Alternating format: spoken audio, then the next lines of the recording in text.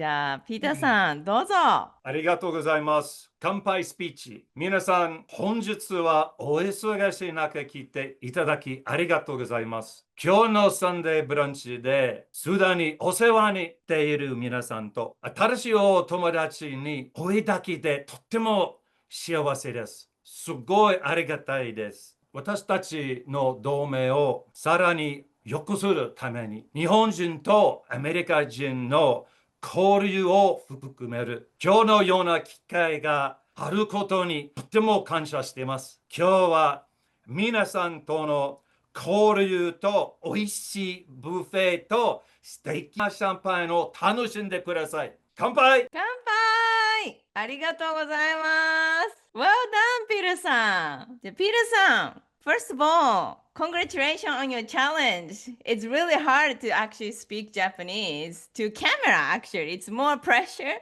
but well done. And also, Thank you. thank you so much for joining this podcast. So, Peter san, how do you feel now? Thank you so much for this opportunity, Tarumi-san, to be in this opportunity to show you the improvement that I've made in Japanese. I feel you're correct. Speaking to a camera is a little bit different than just practicing on your own. But I did do this in front of about 40 people, 40 Japanese people, and Wow. at a Sunday brunch at the Nusano Hotel. And I didn't do as well as I did with you, but I think I got the sentiment across. But I'm doing great. I'm doing fantastic. Life is wonderful. Amazing. If I may, this speech, the reason why I chose this speech, Shono-san, my sensei, we were going over short-term goals and long-term goals. And one of my short-term goal, like within several months, was to do a speech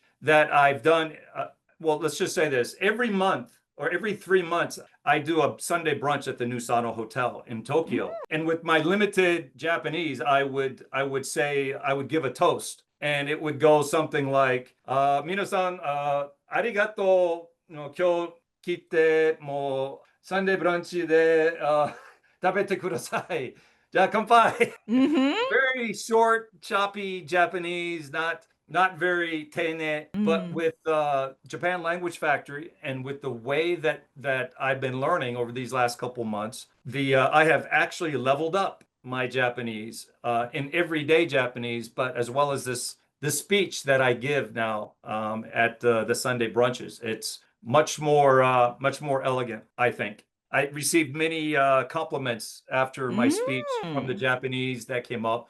すごい、もうピーターさんも日本語上手ですね. I was like, well, thank you. Very, very happy. So, Amazing. Right. So our listeners want to know you more. So can you tell me like what do you do right now, where you living, and then why you're here today, and a little bit of your introduction? okay, well, just a little bit about me is should I start from the beginning? I first came to Japan as an active duty Marine a long time ago, first on ship and then stationed in Okinawa. And I was there, and that's why I first studied Japanese was in Okinawa. And went to the University of Maryland, had a couple Japanese courses from a satellite campus, and then I would self-study on my own. I would go and go out in town, and I kind of pushed myself. This was when I was in my 20s. I kind of pushed myself, go out in town, and just try to mingle with the Japanese. And I'd ask, "Sumimasen, ima nanji desu ka?"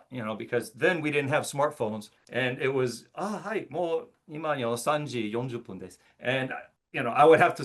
That taught me I had to learn numbers because I didn't know what sanji was or 40分. I didn't know what that was. I self-taught myself in Japanese. And soon I was speaking what I thought and how people treated me. I was speaking pretty good. But then I left Okinawa and continued my career in the Marine Corps and went to the United States and just kind of forgot. I didn't really use it unless I saw a Japanese tourist and I'd be like, konnichiwa, hey, konnichiwa.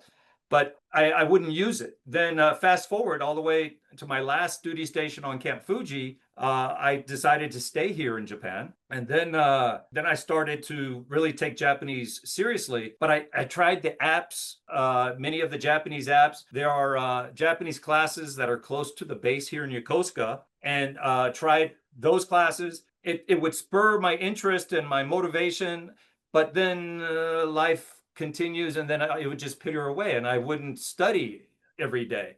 And then I would lose what I gained, even though I lived in Japan, because I worked on base. Everyone speaks English on base, and I married a woman who speaks perfect English, but she's Japanese, but she speaks perfect English and Chinese, and you know, so she's always 90% English at home. And so fast forward a little bit more, and that's when I came into actually through my wife. She said, "Hey, have you heard of this Japanese language factory?" And I was like, "Yeah, I saw that on TikTok, I think.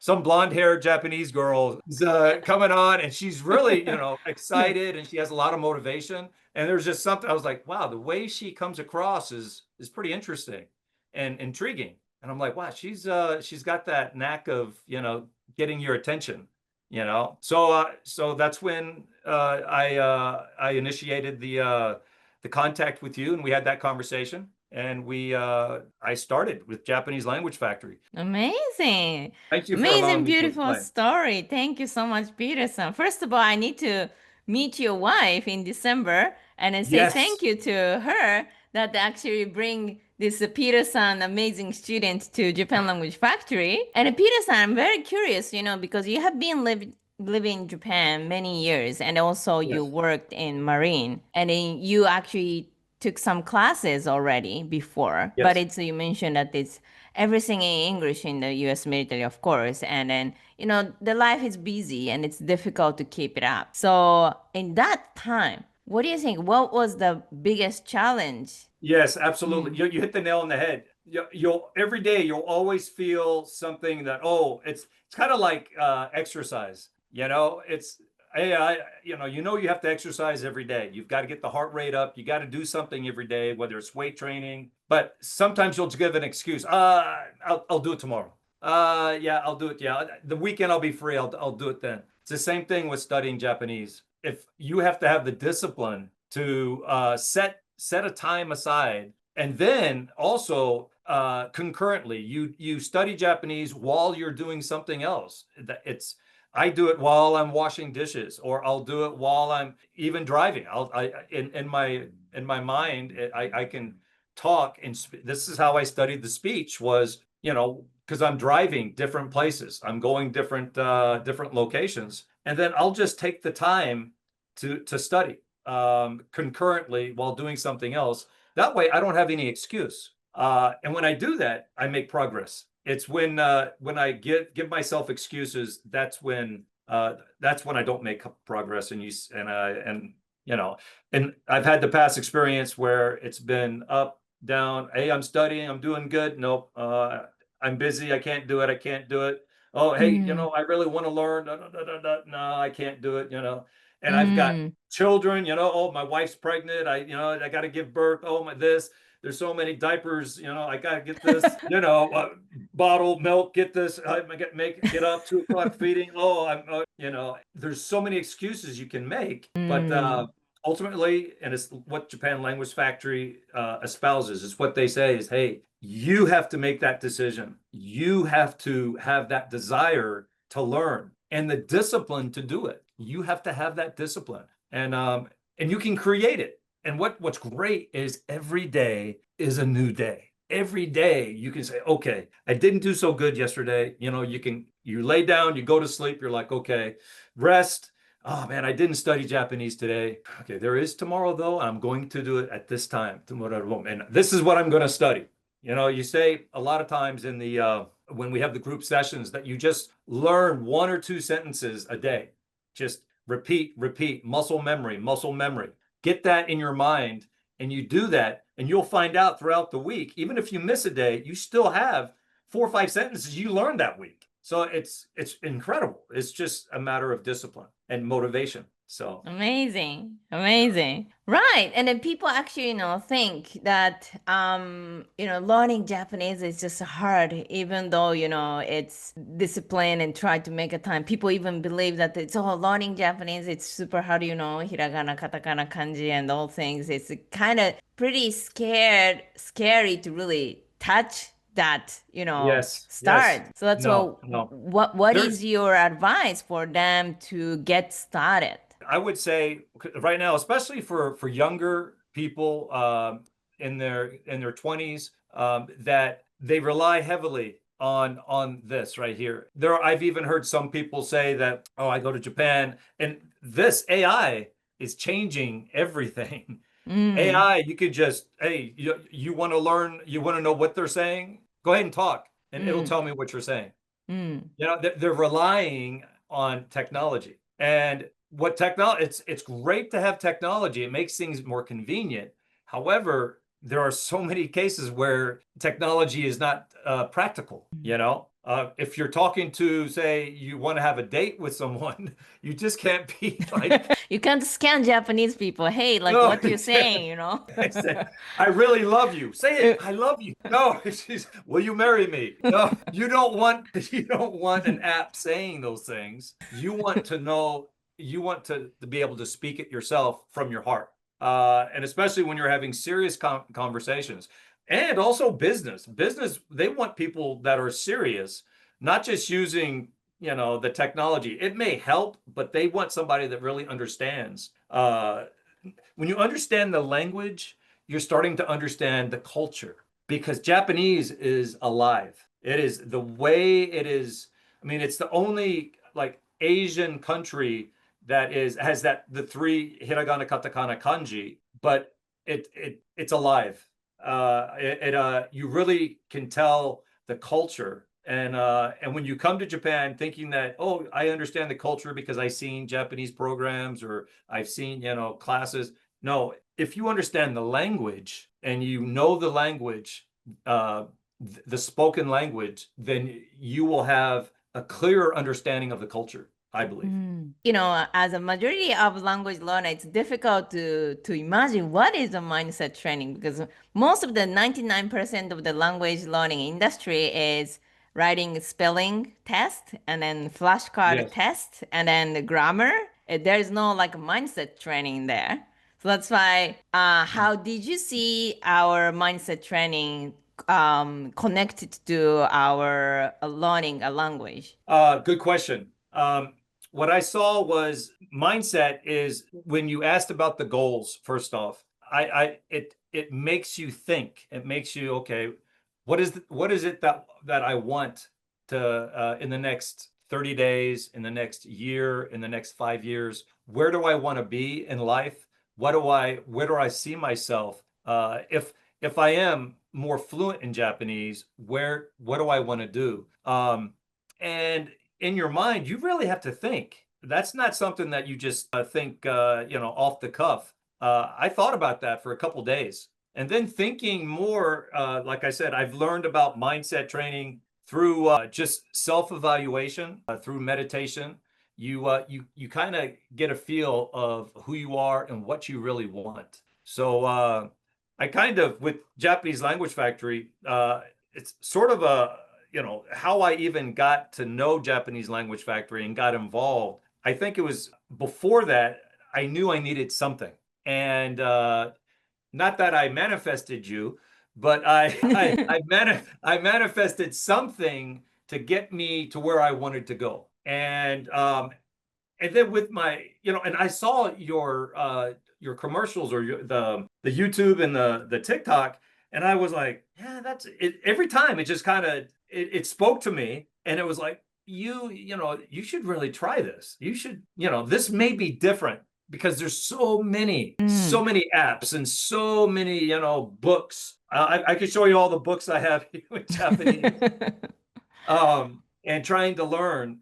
But man, it's that, it spoke to me. And I think because of that, I was in that state of mind. And then my wife kind of like, why don't you do it? That encouragement. Yeah. And then when I talked to you and you talked about the same type of mindset that you need to be bilingual. Yeah, I was like, yes, that's what I needed. And that kind of it was the aha moment for me that, oh, that's why I haven't been as successful. I could get by in Japan, but I didn't want to just get by. What I want to do is I want to level up. to a place where I can be understood, and I can understand people when they do talk to me, whether it's at the supermarket or whether it's in my job. I don't have a job right now. It's more of a lifestyle of health and wellness. And when I talk to people about health and wellness and how important it is to one's life and happiness, I want to be able to communicate that in Japanese. So that's one of my goals. And with Shono-san, who's a fantastic sensei. I told her that I would recommend a 10% increase on her salary if possible. She said, "No, no, no, don't do that." But I was like, "No, she did very well," and that's why I want to stay with her for this, for level 2, level 3, level 4, 5, and then some. I do want to improve, and like I said, coming back to mindset, it's all about how you see yourself and how you want to make your future. Amazing. Amazing. Thank you so much, Peter-san. So, Yes. at the end, so as I mentioned, you were in the Marine so many years. Let's actually just help those people. Maybe, they like Japanese culture. Maybe they already want to stay longer after the military, Yes. like you, that you said you have amazing life. I'm sure a lot of people actually will be inspired by your story. And then step by step action plan what we should do for those Mm. people today. There are those. This has been my experience, through 30 years in the Marine Corps with 15 to 18 years of those in Japan. I've learned that there are certain types of people, many, many different types of people. They want to be, I'd say, a good 50 to 60% are monolingual. They're good. That's all they want. They don't want to learn a different language. They're fine with, English. In fact, they get upset when you don't speak English, whatever country they go to. That ugly American, you know what I mean? How come you don't speak English? Well, this is France. What do you think? So you get that ugly American, but then you get another percentage. I think about 10%, and I was one of that 10% that came to Japan, and I was like, I love it. Oh, this is awesome. And so that's why I got out. I got off base. There are Marines that would spend a year to 2 years in Japan and never go off base. Really?